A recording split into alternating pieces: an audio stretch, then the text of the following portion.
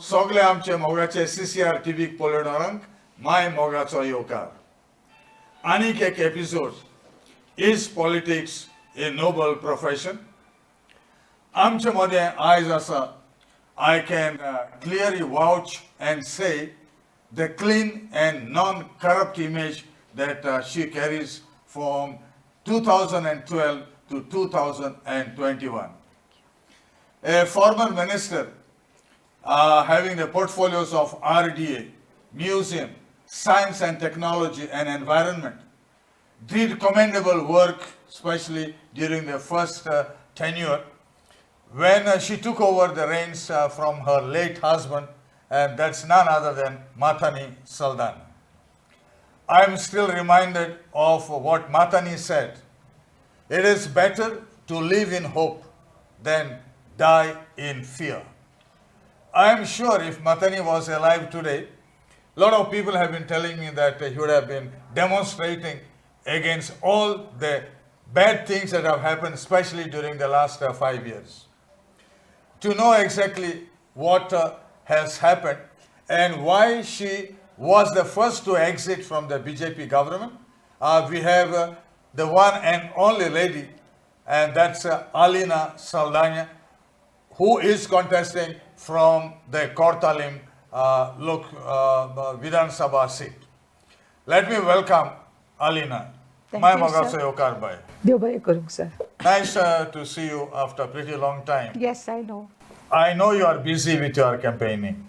This is not the first time you are campaigning. No. This is the third time. Third time. No, First second one, time. yeah, the first one when you took over, it must have been almost a cakewalk. Yes, because it the was. sympathy was there for Yes. Mathani, and practically you had not much to do. No. in Second fact, one, a little bit. I was, the first time I was elected unopposed. Unopposed. So, Yes. so it was a there was no cakewalk. question of campaigning. Yeah, there was a cakewalk for Yes.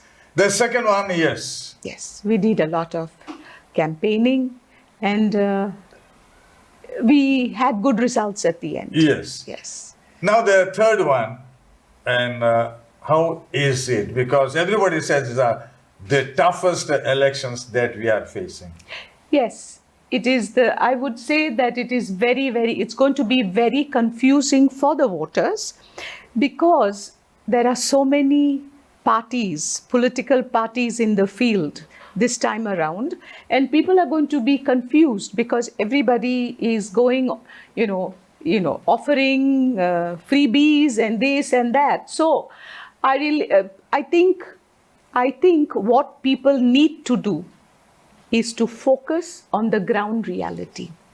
And I can say this for Aam Aadmi Party, because Aam Aadmi Party has performed in Delhi.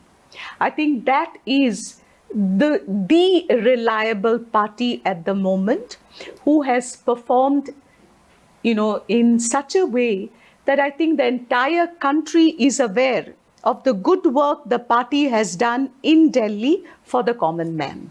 And it is this reason that made me decide that I should join Aam Aadmi Party. And today I am its candidate for Kortaling constituency. Yeah, at one time people said you may not contest at these elections. And all of a sudden you join the Aam Aadmi Party.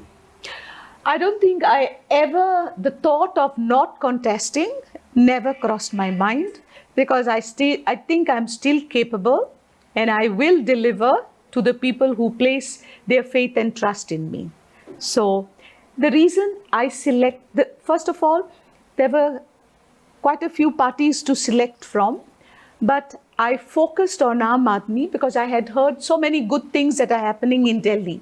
But I said to myself, I will first go to Delhi, find out the truth from the common man in Delhi, and then take my decision. So the common man is happy with that? Absolutely and totally. Yeah. Because whatever Aam Aadmi Party has promised, it has fulfilled. They have delivered. Yes, and they have delivered. They have delivered, And they are delivering.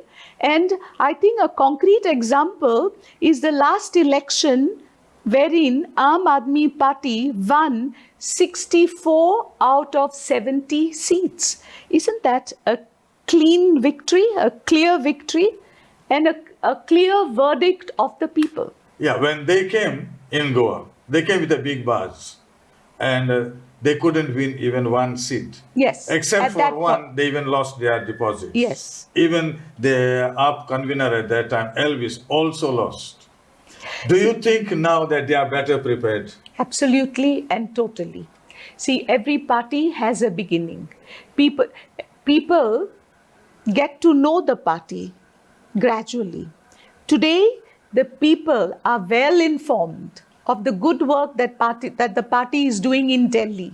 As I said, the election results. Plus, they can see on the TV all the good things that are happening for the common man in Delhi.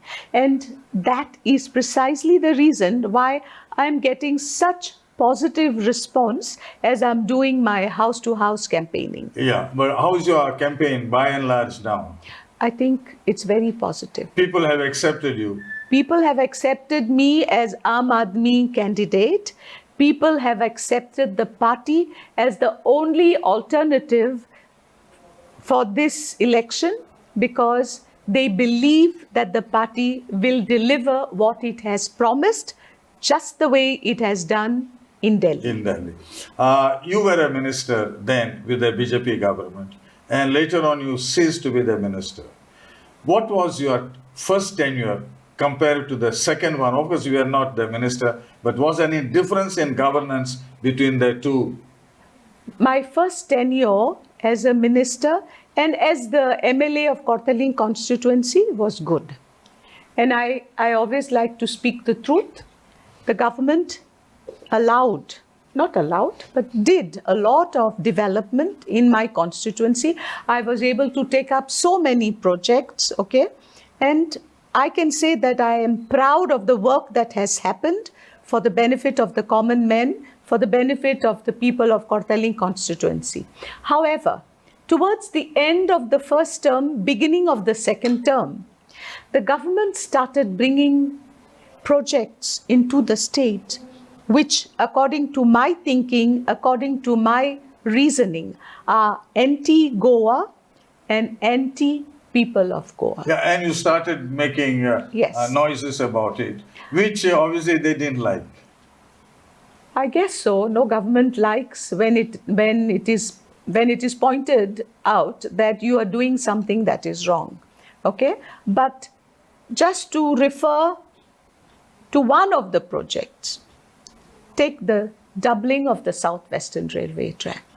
We proved to the government that this is a destructive project. How did we do it? I got the information from the Southwestern Railway Department that for the laying of the second track, we need 14 meters. They said they need 14 meters from the center of the first track, existing track. So what I did was I marked where the second track would be located by measuring 14 meters from the center of the existing track. And can you believe it? The second track lands inside the compounds of the houses along the existing track. Now tell me, will the residents of these houses be able to live in their houses with the second track inside their compound? Definitely not. Will the houses remain standing with the vibrations of now two tracks, trains running along the two tracks? That means the houses will be destroyed. People, of course, will have to vacate the houses. Eventually, give them a year or two, the houses will collapse, will crumble down. Because many of the houses along the entire route are old houses. Many of the houses are heritage houses. And I've said this again and again. All over the world, there is definite legislation to protect heritage. But in Goa, it appears that the government doesn't seem to realize that heritage is to be protected. In other words, the government was very insensitive. Absolutely and totally. Because I requested the Honorable Chief Minister to come onto the tracks. He came onto the tracks. He came to several villages along the route. He saw for himself where the track was going to land inside the houses, inside the compound of the houses. In some cases, the track is going to land on the veranda of the houses. I mean, isn't this sheer destruction? And he And just how- listened to you. No, he didn't listen. He saw it. He appeared to be quite shocked when he saw where the track was going to land. But as the head of the state, he has to take action. He has to take a stand. He has to take a stand that is pro people of Goa and pro the state of Goa, which he is the head of. But they have been ignoring all this type of voices that speak with a reason. Because it appears that the center and the needs of the center are more important than serving the people who have elected the government. So the to- people from Delhi just bulldoze all Goa and Goans. Well, I don't know. Because if you see the coal, for example. Yes, that's another issue. Yes. People are suffering presently. They don't bother. They care a damn whether the It people appears have to be cancer that. or... It appears to be that because people are suffering presently with the first track and the coal that is being transported along the track. Okay, there is coal dust pollution. In fact, if you go to some houses along the first track and you just pass your hand over the window, your hand will turn black. And what is the black powder? Coal dust. Nobody cares for it. It appears because this coal dust we are breathing in and day out. Water bodies are getting polluted. Life in the water bodies is getting destroyed, but nobody seems to care. And on top, instead of doing something to alleviate, and bring down the pollution, we are now planning to have a second track. I mean, where has our reasoning gone? What is the exact reason for doubling that track? Well, there must be many reasons, but the main reason is definitely transportation of coal, which one of the industrialists is going to bring into India right up to Karnataka from Australia. But Karnataka also has got ports. Yes, Mangalore port and would have been there. that is the question I'm asking all the time. When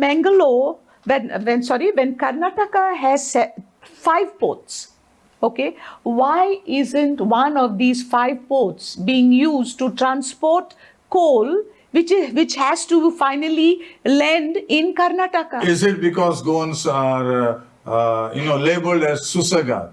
You do anything here, they close their eyes and they say, do whatever you want. No, but I think many people have objected to this.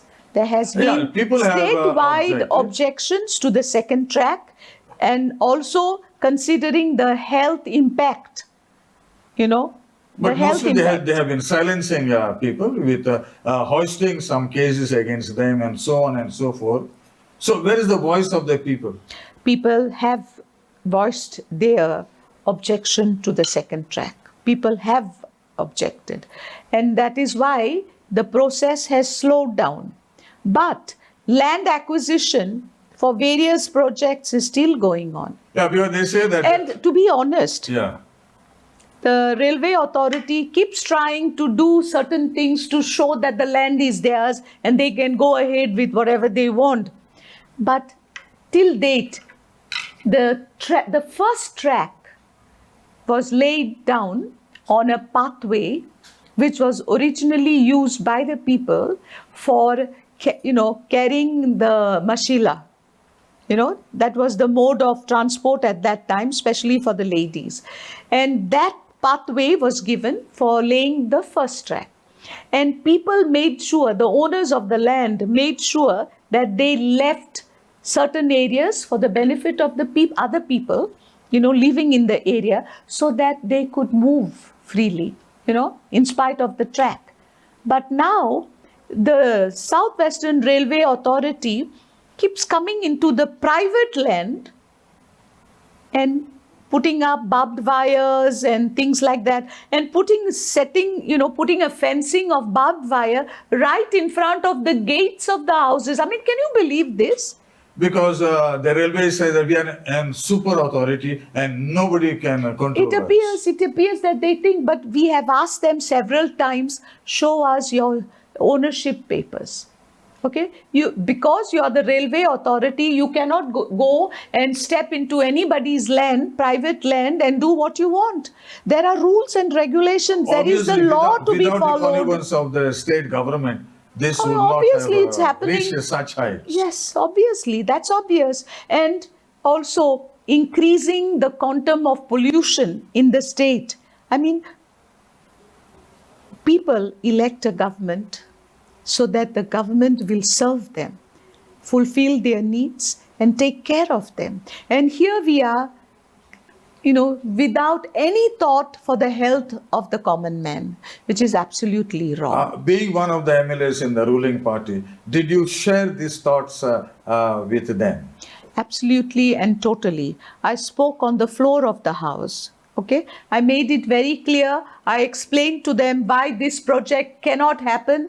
Okay, that it is anti-people, it is anti-environment, and such destructive project cannot be brought into a state that is so tiny and does not have the capacity to contain this project. In fact, if you look at most of the projects that are happening, even our bridge, it's a beautiful bridge, no doubt.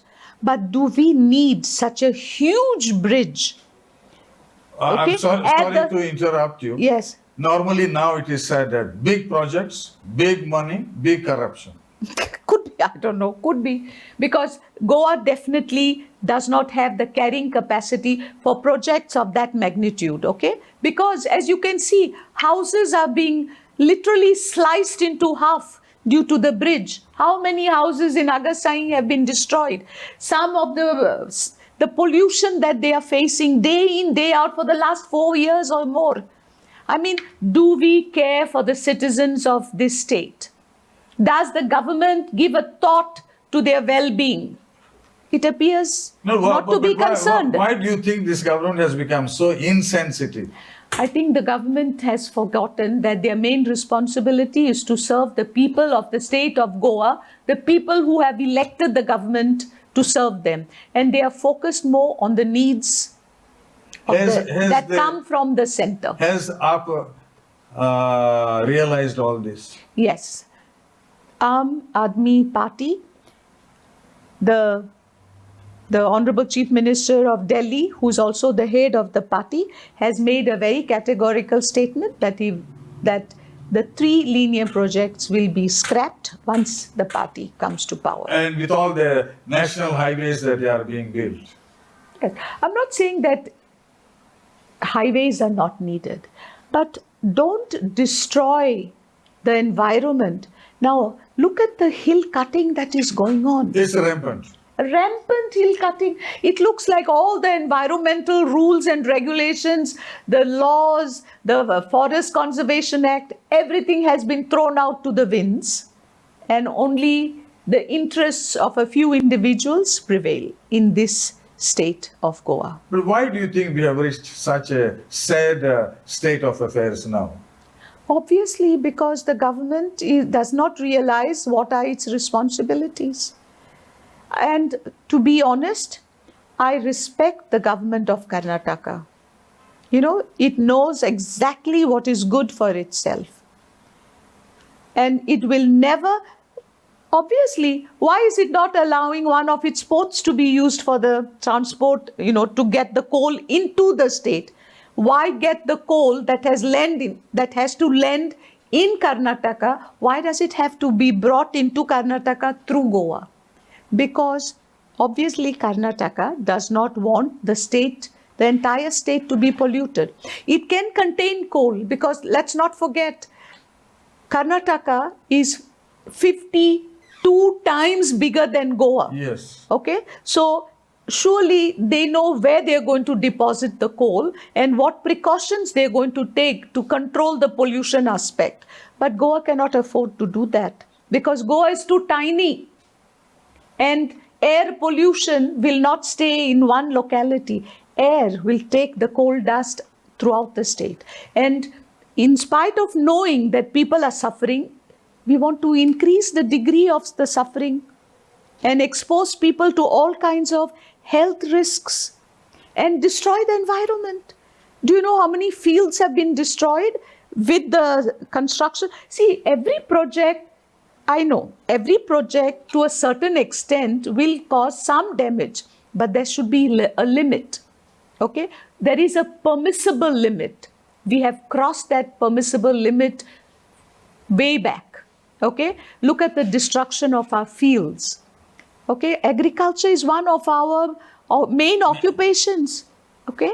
And how are the people going to go back into those fields? Even the existing area of the field, which is free from the great bridge that has been constructed, it is totally polluted with cement and all kinds of construction materials. How are we going to restore these fields back to normal so that the farmer can go back to cultivating those It's fields? almost impossible. It's if you almost ask me. impossible. So what are we doing to our state? I met a lot of people from your constituency, and they say that if Matani was alive, he Yes. would have led a revolt, and like he did for meta Yes. strips and all that, and he would have shown this government the right place. Yes.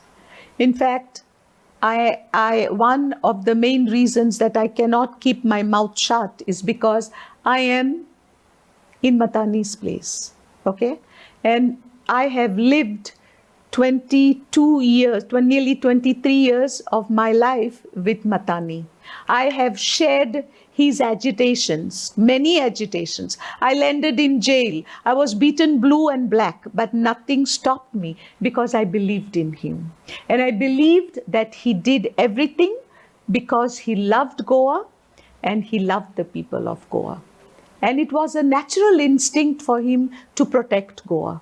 And therefore, You have acquired all those I traits. cannot stay quiet and watch destruction all around me. Because this is what is happening. You spoke about all this in the assembly and all that. Yes. And when you exited, they didn't like it. And they said, we know how to fix you. And they even wanted to disqualify you. Because can't they say disqualify. that you have not routed it through properly and things like that. Is it correct? No. I did, whatever I did as per the law. Okay. Yes, as per the rules. Okay. Yeah. And then, did they expect you to exit and join some other party and contest the elections? Well, I don't think they expected me to leave the party. Okay? You are the first one, actually. I was the first one. And yes, I was already feeling uneasy within the party because the party was going totally against my principles. Okay? Because I firmly believe that a government is for the people, by the people, for the people, and therefore it has to serve the people and not destroy them. And therefore, I realized that I could not continue. And more importantly, I felt that I could not go against, the principles that Matani lived his life by. Yeah. Even I was talking to some Rampunkars this morning, and they say this marginalization or nationalization of all the rivers Yes. is going to Absolutely. eat into their Yes. livelihood. Now, waterways for transportation. Okay, I agree. But it is also said that in certain areas along the coast, roads will be constructed. Now, along the coast in Goa, we have our beaches. So, are we going to construct roads on the beaches? Yeah, because if you look into the blue flag, 20 meters wide roads to be constructed. So what will be left of our beaches? And Goa is known for its beaches all over the world. Tourists come from all over the world but they want to to enjoy our privatize. beaches. They want to privatize even your beaches. That's why I say this is our chance, our last chance to save Goa, to save our beautiful heritage, and to make sure that we know what is good for us. You think about saving with the opposition which is divided now in Goa. Yes. Your vote bank of the BJP, 32 or 33% from the last election. And it is fragmented totally. If the opposition vote gets divided, BJP comes back to power. I think that people have started taking Aam Aadmi Party as the alternative. Because this is the feeling that I get every time I visit the houses during my campaign. People keep telling me, Madam Binaka, ami asa. And, it's amazing. People remember him. And they say all the time, Matani ashillo zalyar, e sogle zaupa nashille. These are the words that I keep hearing all the time. No, they keep on repeating the same thing. And it's not only those who are, like thinkers or who understand issues. Even the simple person, they say, they realize, first of all, they realize that life is not the same for them. Everything is so expensive. They have to think twice before they spend even 1 rupee. And they don't know from where the next rupee will come. Okay? Yeah, everything has gone up. Yes, everything has gone up. And therefore, they want a change. People want a change. Yeah, there is no doubt. There is no doubt that everybody is talking about a change. But change with a division of votes is going to benefit the BJP. No. You don't think so? No. Why? I think people are going to be very wise this time. People have realized this is our last chance to ensure that we take care of our state, protect it from destruction, protect it from those who care a damn and have never shown any preference for the people of the state. As we are about to wind up this interview with you, what is your message first to your constituents in Kortalim and to the people at Goa at large? Yes. My only message, which is a message that's coming from my heart, is to the people of my constituency and Goa at large, is to be prudent, think before you vote, and when you vote, make sure that you select the party that will take care of our Goa, that will ensure progress and development, that will benefit the common man. And therefore, be astute, but be sure that you vote right. Thank you. I think so we can end up on this note. Thank you so much. We wish you all the best and good luck to you. Thank you so at much. the ensuing 14th of February, Yes. which is also the Valentine's Day. Valentine's Day. Thank I you so think, much. Yes. Thank you so much for the time. Thank you.